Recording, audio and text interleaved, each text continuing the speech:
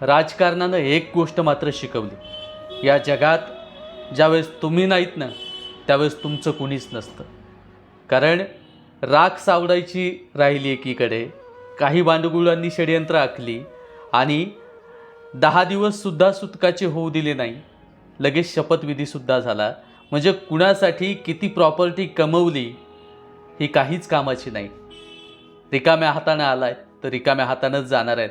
फक्त माणसं कमवता आली ना भावांनो, तेवढं महत्त्वाचं आहे.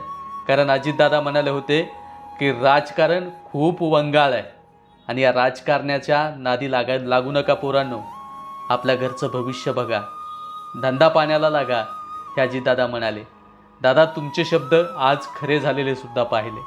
नक्कीच राजकारण प्रचंड वेगळ्या पद्धतीनं केलं जातं.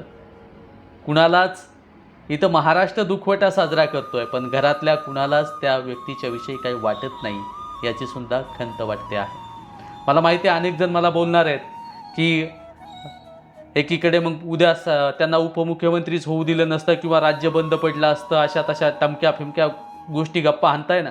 एक सांगेल की या राज्याला मुख्यमंत्रीसुद्धा पद आहे, उपमुख्यमंत्रीसुद्धा एक पद मिळालेलं आहे आणि 10 दिवसांनी त्यांनाच पद घ्यायचं होतं तर घेतासुद्धा आलं असतं, पण 10 दिवस थांबल्यानंतरसुद्धा ते घेता आलं असतं. हे सुद्धा विचार करण्याची गोष्ट आहे. कमेंट बॉक्समध्ये काय बोलायचं म्हणून बोलायचं अशा काही गोष्टी करू नका. पण जे सत्य आहे, सत्य कायम सत्यच असतं.